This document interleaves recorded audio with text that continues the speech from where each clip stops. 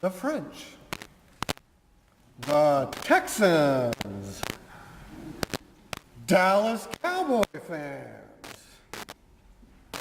Harley Davidson riders, tribes. These are tribes. Los Zapotecas, los Maya, los Gringos, los Chilangos, las Chivas, son los tribus. Probablemente nosotros humanos hemos formado tribus desde tiempos antiguos. Conocemos tribus de México antiguo, por ejemplo, las mexicas, las chichimecas, las toltecas. Y la mayoría de la gente en la Biblia, israelitas, moabitas, probablemente en realidad fueran las tribus. We humans have probably formed tribes from the minute we had more than about 2 of us. Archaeologists often can identify ancient tribal groups by artifacts, house styles, burial patterns, even if we don't know their names.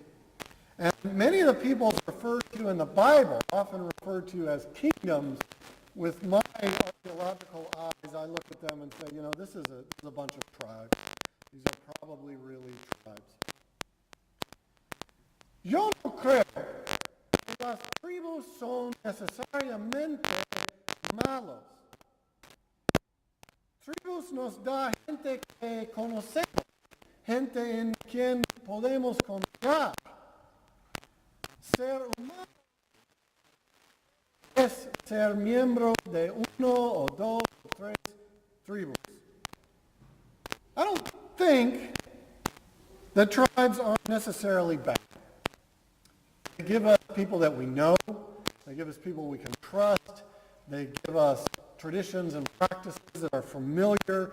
I think to be human in a member of at least one, if not several, different tribes. Y las tribus pueden tener dioses diferentes. Al sitio de Teotihuacán, por ejemplo, hay un pirámide dedicado al sol, hay un pirámide dedicado a la luna y hay un pirámide dedicado al Quetzalcoatl. Posiblemente fueran dioses por diferentes tribus. And different tribes often have different gods. I just described a huge archaeological site near Mexico City. It's called Teotihuacan. And in this site, there's lots of different pyramids, and some of them, they're clearly dedicated to different gods. There's one dedicated to the sun, there's one dedicated to the moon, and there's one dedicated to a god from more down in the Yucatan, Quetzalcoatl, the feathered serpent god. And so it looks like different tribes or different ethnic groups may have built and dedicated and worshipped at each temple. They had different gods. Entonces, tribus diferentes tienen dioses diferentes. Y en nuestra lección del Antiguo Testimonio, Moisés habla a Dios. Y después de hablar con Dios, Moisés pregunta, ¿cómo se llama? ¿Cómo se llama? En realidad, lo que está pidiendo es, ¿cuál Dios eres tú? El tribu de los israelitas tenían su Dios, pero al mismo tiempo, en esta época, pensaron que otras tribus tenían otros dioses. Entonces, Moisés quiere saber cuyo Dios, de cuál tribu es usted. The tribes have different gods, and the people of Israel, whom Moses would ultimately lead, while they certainly believed in the power of their God, and they thought their God was the most awesome God, at that time, like most people at that time, they actually acknowledged or believed that other tribes had other gods. And so in our reading from the Old Testament today, after God reveals God's self to Moses, and Moses says, "Who are you?" What he's really asking is, which tribes, God, are you? That's what he's trying to find out. And God says, very simply, I am. I am who I am. It's actually a hard passage to translate. It may also mean I am being itself, meaning I am the created one, I am that which creates. Y cuando Dios contesta a Moisés, no dice una nombre, simplemente dice, yo soy el soy. Y es muy difícil traducir, que significa que yo soy la vida. Puede significar yo soy el que. Pero Moisés ve Dios y aprende una cosa que Dios es simplemente uno, que Dios no es un miembro de uno o otra tribu.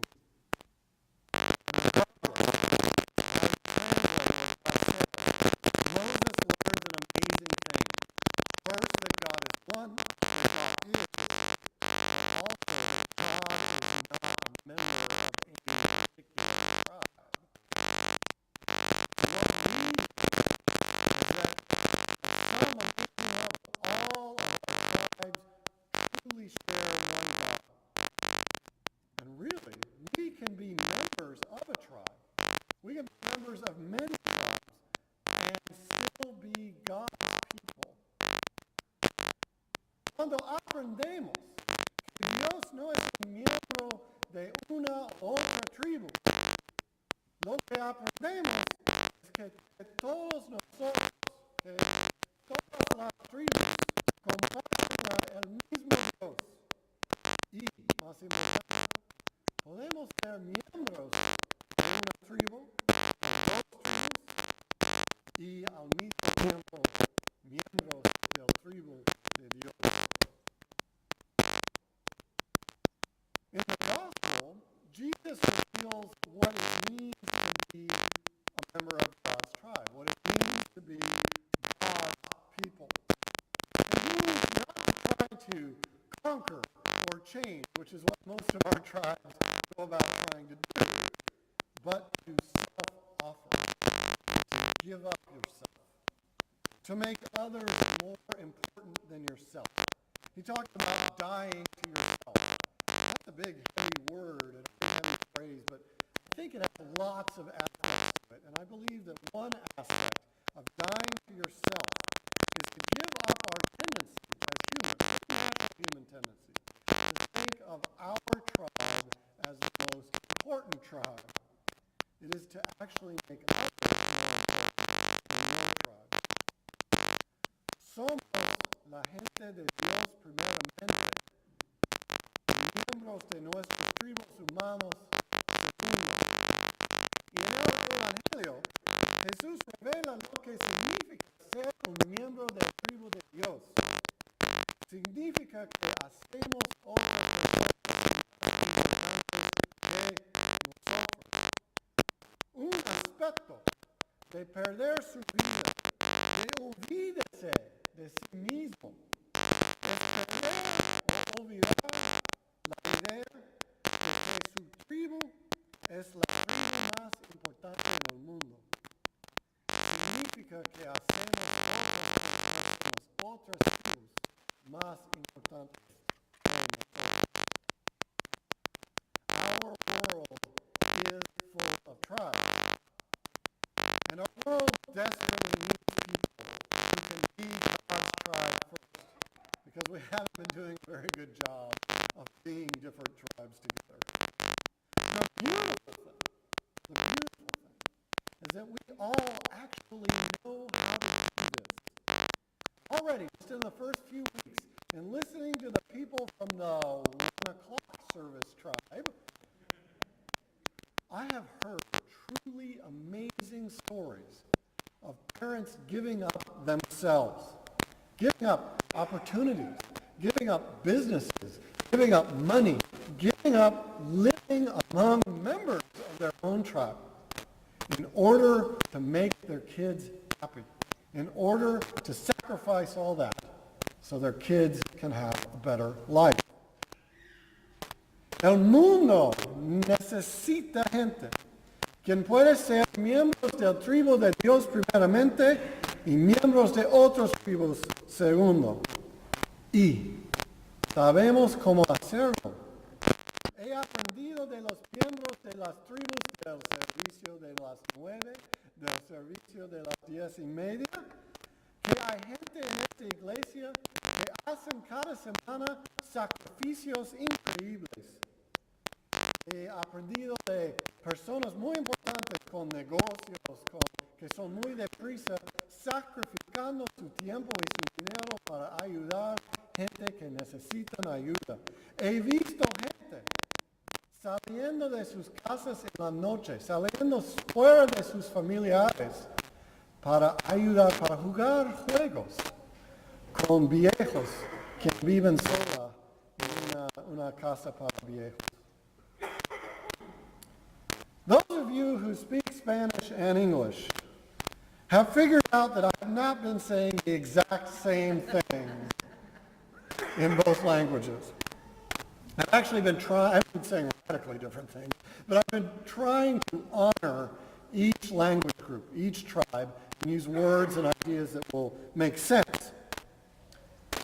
Ustedes quien hablan inglés y español ya saben que no estoy diciendo exactamente las mismas cosas a cada tribu o cada idioma.